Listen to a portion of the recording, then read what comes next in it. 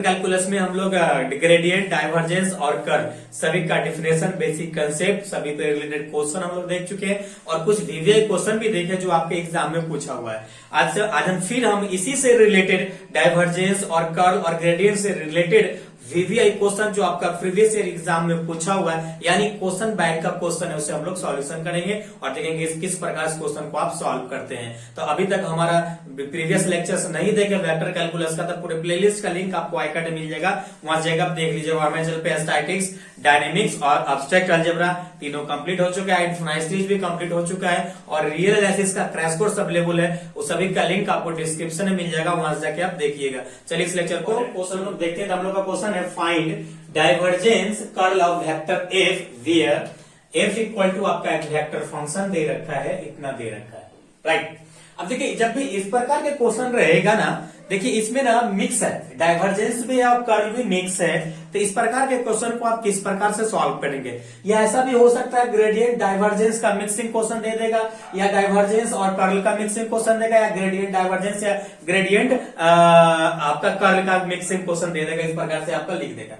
तो उस केस में कैसे सॉल्व करेंगे ये सबसे बड़ी इंपॉर्टेंट है। तो इसमें एक छोटी सी टेक्निक आपको याद रखना होगा। टेक्निक क्या याद रखना होगा कि आपको ब्रैकेट में जो दे रखा है, जो ब्रैकेट में ये हमको दे रखा है, इसका पहले हम लोग काम करेंगे, ऑपरेट करेंगे, उसके बाद देन हम लोग इसका ऑपरेट करेंगे। तो इस बात को आपको हमेशा ध्यान रखना है कि जो ब्रैकेट में है उसका पहले काम करेंगे। तो सबसे पहले जो आपका गिवन दे रखा है वेक्टर एफ इक्वल टू जो हम लोग को दे रखा है एक्स स्क्वायर वाई वेक्टर आई प्लस एक्स जेड वेक्टर जे, और हम लोग को दे रखा है 2yz वेक्टर के दे रखा है, राइट।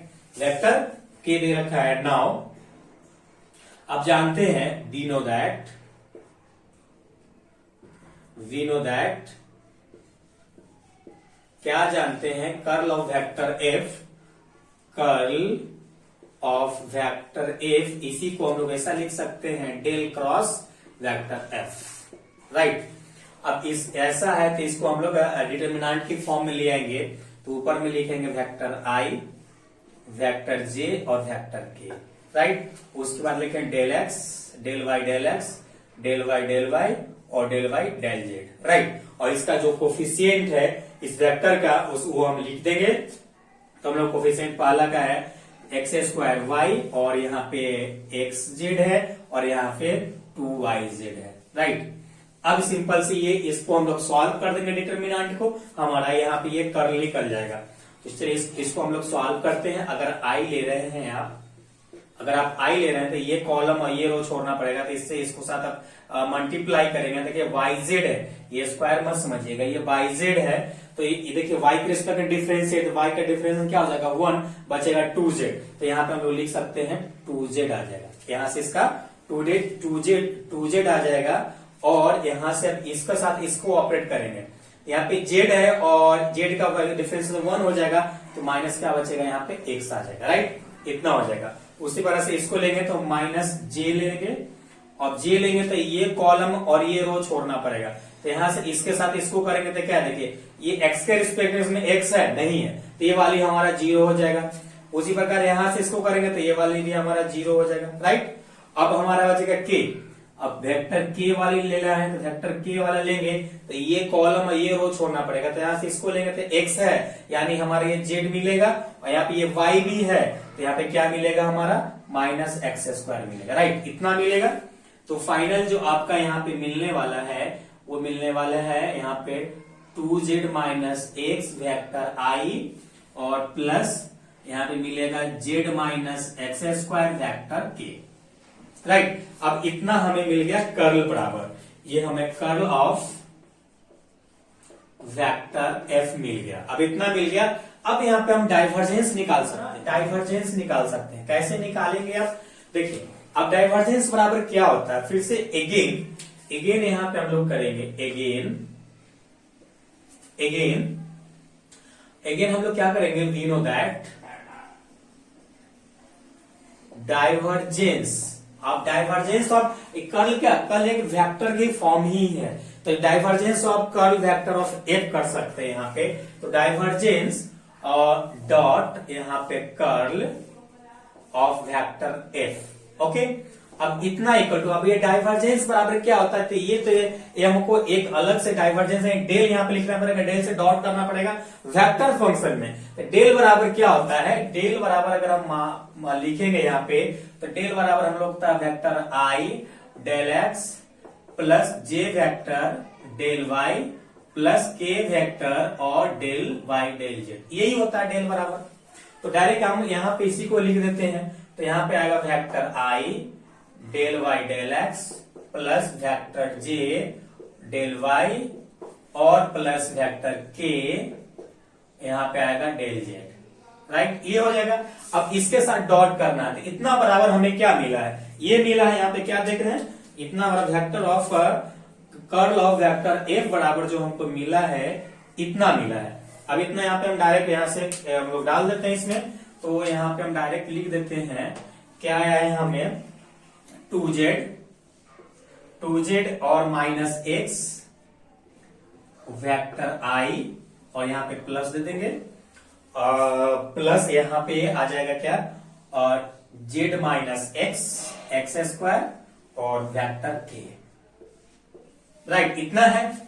अब देखिए यहाँ पे एक चीज आपको देखने वाली बात यह है कि यहाँ पे j की वेक्टर यहाँ पे 0 है, j कोफिशिएंट क्या है 0 है, तो j वाला तो हमारा पहले ही 0 हो जाएगा। अब देखिए इसके साथ इसको हम लोग ऑपरेट करने जा रहे हैं, इसके साथ आई वाले के साथ, तो देखिए आई वाले के साथ ऑपरेट करेंगे ना, तो यहाँ पे डॉट आई तो आई डॉट आई 1 हो जाएगा, और यहाँ से जो करेंगे तो जेड किसके रिस्पेक्ट में है, तो यहाँ से करेंगे तो ये एक्स के रिस्पेक्ट में जेड है, यहाँ पे ये 0 हो जाएगा। चलिए अब ये एक्स के रिस्पेक्ट में तो -1 आ जाएगा, राइट, इतना हो गया।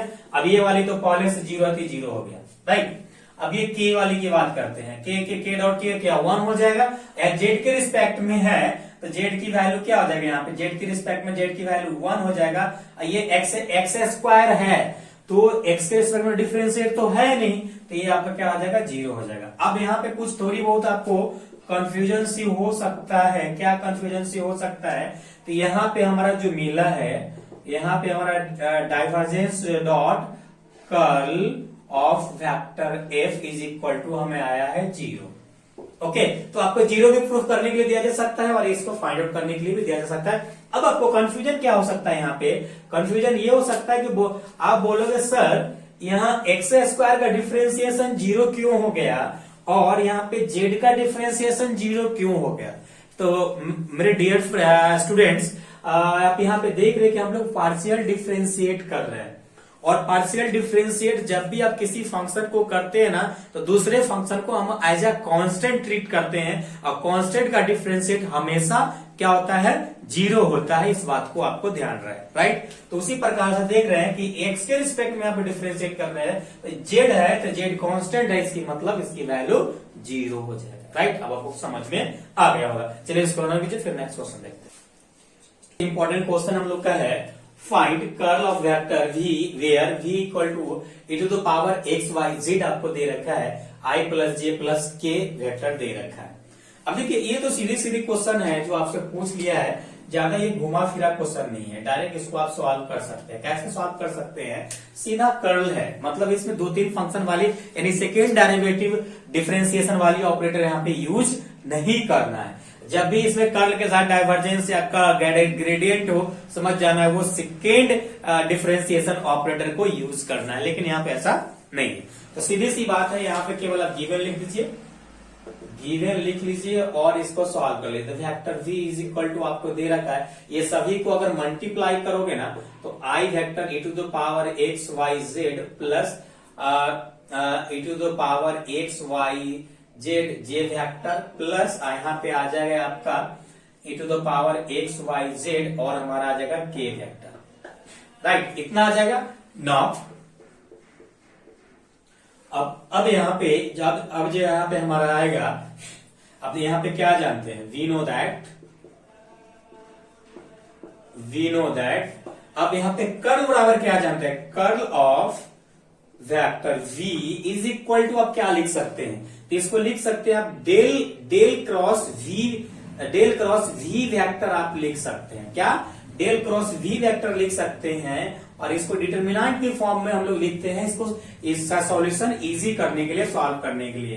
तो पहले आई जे के लिखना होगा, इस प्रकार से हम लोग लिखते हैं, और यहाँ पे डेल एक्स डेल वाई और डेल जेड लिखते हैं, राइट। इसी प्रकार से लिखते हैं। अभी सभी का कोफिशिएंट क्या है, e to the power x Y Z, तो यहां पे लिख दीजिए e to the power x Y Z और e to the power x Y Z, e to the power x Y Z, right. इतना है। अब सिंपल से इस डिटर्मिनेंट को हम लोग सॉल्व करेंगे, हमारा आंसर आ जाएगा, फाइंड आउट हो जाएगा। तो इसका आंसर, इसका डिटर्मिनेंट सॉल्व करेगा, अगर आई ले रहे हैं तो ये कॉलम और ये रो जाएगा, तो यहाँ से इसको साथ इसको मल्टीप्लाई करेंगे, तो यहाँ पे देखिए ये e टू द पावर का डिफरेंशिएशन क्या होता है, e to the power ex ही होता है, साथ में जो कोफिशिएंट होता है वो मल्टीप्लाई में आ जाता है। तो ये y के रिस्पेक्ट में कर रहा है, तो एक्स जेड इसका कोफिशिएंट हो जाएगा, यानी एक्स जेड आ जाएगा मल्टीप्लाई में और एक्स वाई जेड इसका डिफरेंशिएट हो जाएगा, राइट। उसी प्रकार से माइनस देंगे, अब इसके साथ इसको करेंगे तो जेड इसका जेड का इस रिस्पेक्ट में डिफरेंशिएट है, तो एक्स वाई इसका कांस्टेंट हो जाएगा, एक्स वाई कांस्टेंट हो जाएगा और इसका differentiate e to the power x Y z हो जाएगा, राइट। उसी प्रकार से माइनस जे यहाँ पे लेंगे, माइनस जे लेंगे ना, तो यहाँ पे ये कॉलम छोड़ना पड़ेगा और ये रो छोड़ना पड़ेगा, तो यहां से इसको करेंगे तो यहाँ पे एक्स के रिस्पेक्ट में करना है, यानी वाई जेड आपका कांस्टेंट हो गया और e to the power x Y z आ गया आपका।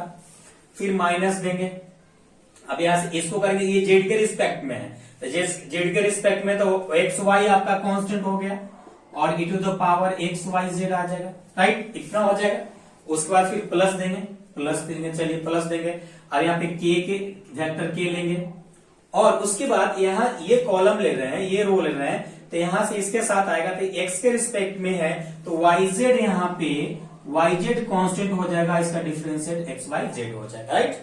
उसी प्रकार से आप ये ले रहे हैं तो इसके साथ इसको लेंगे तो वाई के रिस्पेक्ट में लेना है, तो यहाँ पे एक्स जेड आपका कांस्टेंट हो जाएगा और एक्स वाई जेड आपका इसका टोटल डिफरेंशिएशन हो जाएगा, राइट। इतना आ गया।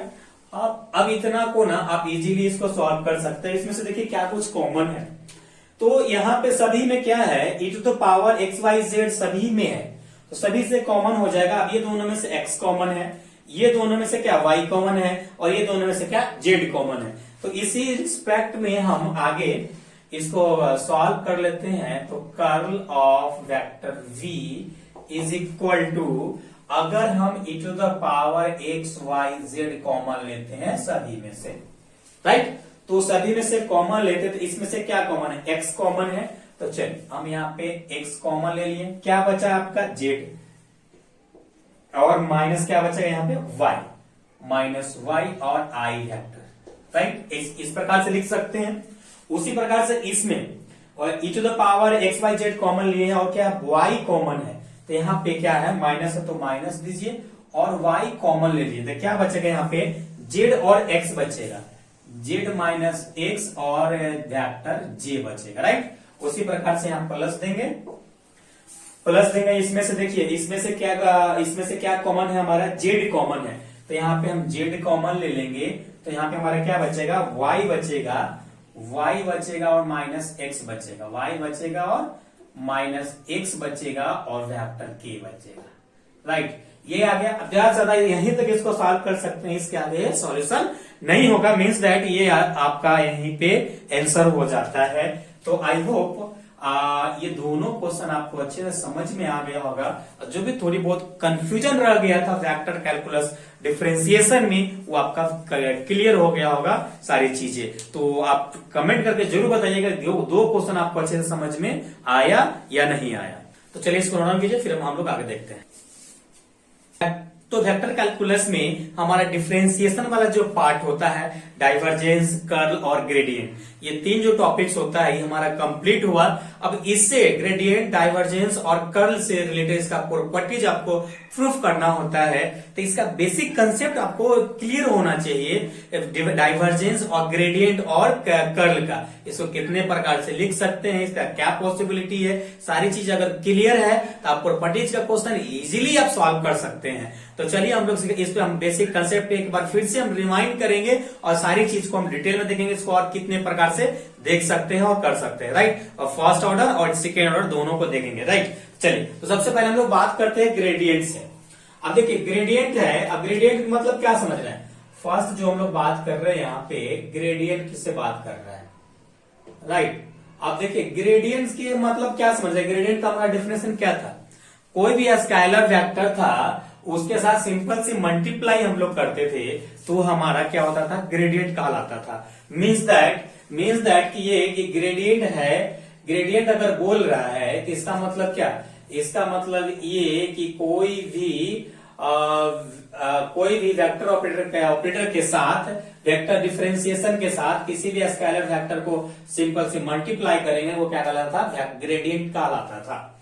अब इसी को हम लोग 3-4 तरीके से लिख सकते हैं। कैसे, इसको हम लोग ग्रेड अगर फाई लिख दें तो भी हो जाएगा, ग्रेड फाई लिख दें, और या इसको हम लोग इस प्रकार से 2 प्रकार से लिख सकते हैं। ये हमारा ग्रेडियंट होता है। डाइवर्जेंस पढ़े थे, क्या पढ़े थे, डाइवर्जेंस पढ़े थे। अब डाइवर्जेंस का मतलब क्या था, किसी भी वेक्टर जो ऑपरेटर हमारा था नेबुला यानी डेल के साथ अगर कोई वेक्टर फंक्शन मान लीजिए फाई है, उसके साथ अगर आप डॉट प्रोडक्ट करते थे तो क्या कहलाता था, डाइवर्जेंस कहलाता था। क्या कहलाता था, डाइवर्जेंस हमारा यहाँ पे कहलाता था। और यहाँ पे डाइवर्जेंस को हम लोग किस प्रकार से लिखते थे, इस प्रकार डाइवर और यहाँ पे आपका वेक्टर फाई लिखते थे। वेक्टर फाई को भी वेक्टर उसको इस प्रकार से इस फॉर्म में हम लोग लिखते थे, या हम लोग इस प्रकार से यहाँ पे इसको हम लिख सकते हैं। हमारा जो बेसिक सा ऑपरेटर होता है वो हम लोग इस प्रकार से इसको लिख सकते हैं। राइट, तो ये आपको ध्यान में होना चाहिए। और दूसरी बात हम लोग करते हैं यहाँ पे ग्रेडियंट, दूसरा बात हम लोग ग्रेडियंट हो गया, डाइवर्जेंस हो गया। अब हम कर्ल की बात करते हैं। अब देखिए कर्ल की बात करेंगे तो कर्ल भी एक वेक्टर फंक्शन के साथ क्या करता था, कर्ल अगर बोल रहा है, कर्ल अगर आपको बोल रहा है तो कर्ल बराबर हमारा क्या होता था, वो कोई लेमनस यानी डेल से क्रॉस प्रोडक्ट हम लोग वेक्टर फंक्शन को करते थे तो क्या कहलाता था, हमारा कर्ल कहलाता था। और इसी को हम लोग इस प्रकार से लिख सकते हैं, curl of vector F, vector phi, इस प्रकार से लिखते हैं और हम लोग इस प्रकार से लिखते हैं। ओके, अब देखिए इसको ये 3 चीजें को ना हम और थोड़ा चीज डिटेल में जानने की कोशिश करते हैं। वेयर अब जैसा कि आपको मालूम है, वेयर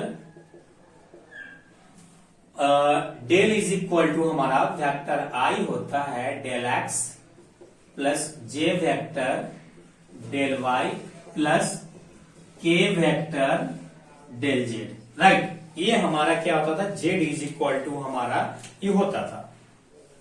और इसी में अगर आपसे आगे पूछा जाए, क्या पूछा जाए, देखिए अब थोड़ा आपको हम घुमाने की कोशिश करेंगे। आप देखो किस प्रकार से कंफ्यूज होते हो, उसी प्रकार से प्रॉपर्टीज का क्वेश्चन आता है। देखिए अगर आपको हम बोल दे कि यहाँ पे ग्रेड है और यहाँ पे डाइवर्जेंस ऑफ वेक्टर फाई है,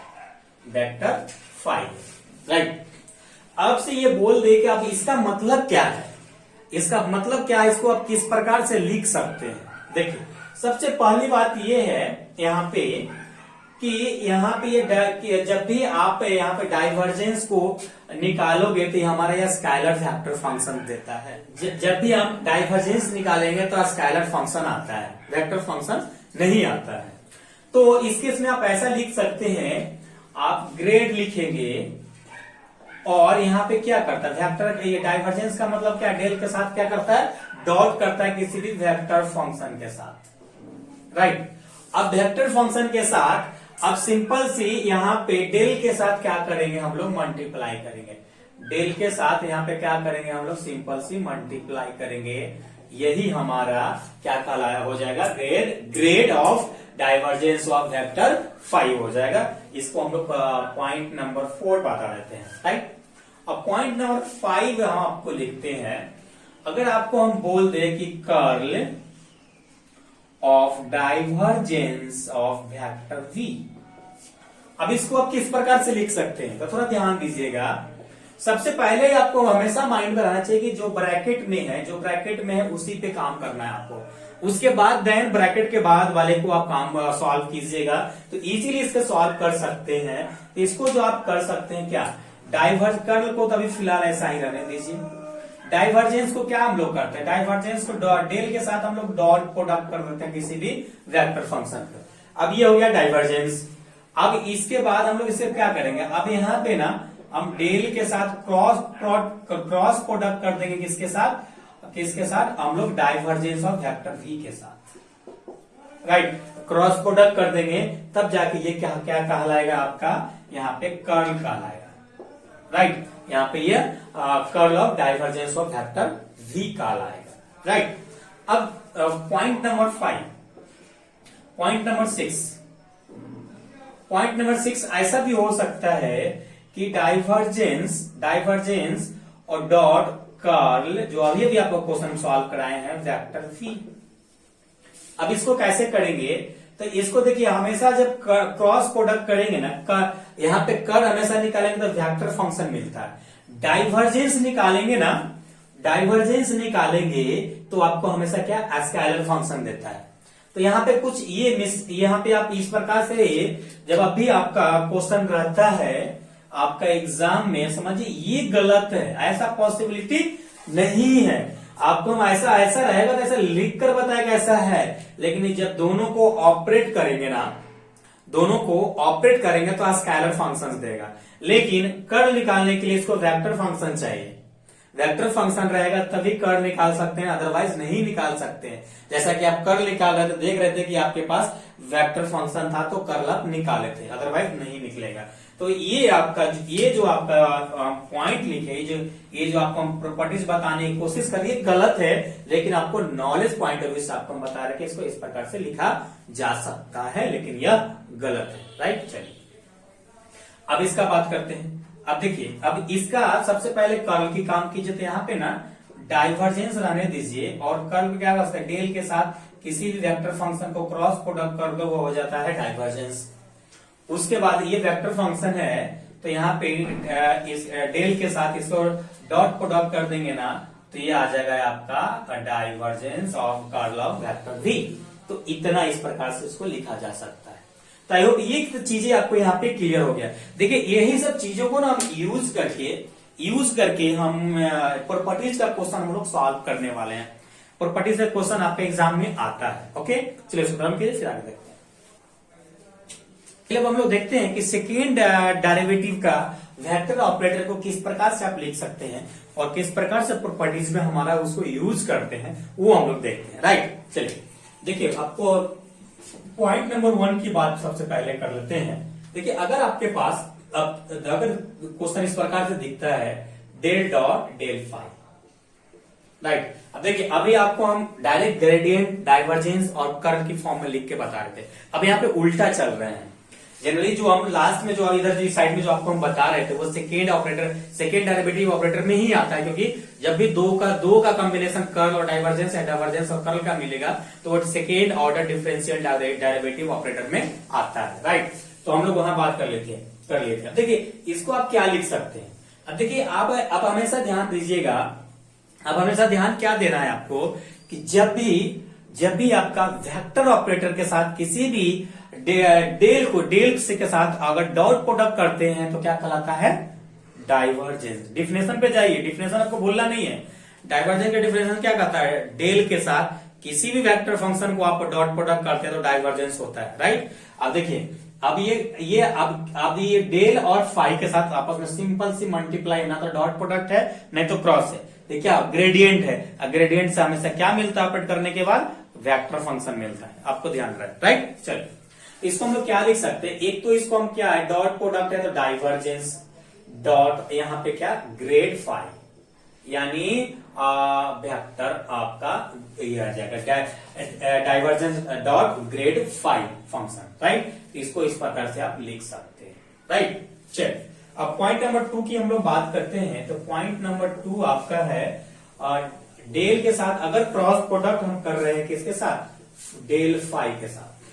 अब इस केस में क्या होगा, जब भी क्रॉस प्रोडक्ट की बात आएगा तो भाई कर्ल आपको ध्यान रहे, कर्ल का डिफिनेशन क्या होता है, कर्ल का डिफिनेशन हमारा होता है डेल के साथ कोई वेक्टर फंक्शन के साथ अगर क्रॉस प्रोडक्ट कर देते हैं, दैट इज अ कर्ल, वो कर्ल कहलाता है, राइट। तो इसको हम लोग लिख सकते हैं, यहाँ पे लिख सकते हैं कर्ल ऑफ, यहाँ पे ग्रेड फाई, ग्रेड यानी ग्रेडियंट फाई, ग्रेड इसको जब ऑपरेट करेंगे तो आपको वेक्टर फंक्शन मिलेगा। ये इस प्रकार से कर सकते हैं। और पॉइंट नंबर 3 की बात कर लेते हैं। Point number 3 del dot v function, right, v function है। अब देखिए, अब यहाँ पे ना कुछ आपके साथ खेला होने वाला है। सबसे पहले बीच वाले को पकड़िए, इसको पकड़िए, क्या कह रहा है, डेल के साथ कोई एक वेक्टर फंक्शन डॉट प्रोडक्ट हो रहा है, यानी डॉट प्रोडक्ट यानी डाइवर्जेंस है। डाइवर्जेंस हमेशा ऑपरेट करके हमको क्या मिलता है, स्केलर फंक्शन मिलता है। स्केलर फंक्शन के साथ सिंपल से अगर मल्टीप्लाई कर देते डेल के साथ क्या मिलता है, ग्रेडियंट मिलता है। यही तो आपका मेन फंड है, यही पकड़ना है। अगर इतना समझ रहे हैं ना तो इसका प्रॉपर्टीज का क्वेश्चन आप आराम से सॉल्व कीजिएगा। इतना आपको सारी चीजों पापड़ बेल रहे हैं, आपको प्रॉपर्टीज के क्वेश्चन सॉल्व करने के लिए ही पापड़ बेला जा रहा है, राइट, इतना हो जाएगा। ओके, चलो अब पॉइंट नंबर 4 की बात कर लेते हैं।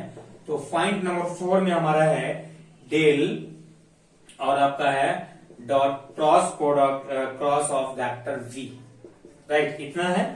अब देखिए, अब इसको आप क्या लिख सकते हैं, इसको आप क्या लिख सकते हैं, एक तो सिंपल सी यहाँ पे वेक्टर फंक्शन है और आपस में क्या करना है, हमें क्या करना है, इसके साथ मल्टीप्लाई करना है सिंपल सी।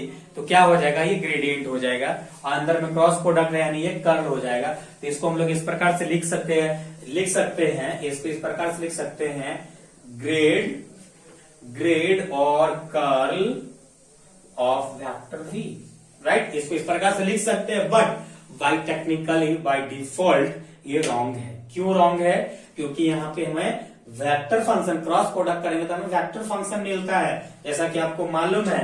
तो बाय टेक्निकली ये रॉन्ग है, लेकिन प्रॉपर्टीज में अगर ऐसा कुछ कभी बाई मतलब रियर केस में अगर यूज करना पड़े तो इस प्रकार से आप इसे यूज कर सकते हैं, राइट। तो हम लोग आगे देखेंगे, जैसे प्रॉपर्टी के क्वेश्चन सॉल्व करेंगे तो वहां पे हम लोग सारी चीजें देखेंगे। यही अपना बेसिक कंसेप्ट था और एक प्रकार का हमारा ये निचोड़ रिवीजन भी हो गया, क्यूक रिवीजन। तो आई होप ये लेक्चर आपको कैसा लगा, तो आप कमेंट करके अपना फीडबैक देना नहीं भूलिएगा। चलिए हम लोग फिर मिलेंगे नेक्स्ट लेक्चर में, जब तक अपना ख्याल रखिए। Thanks, love you all.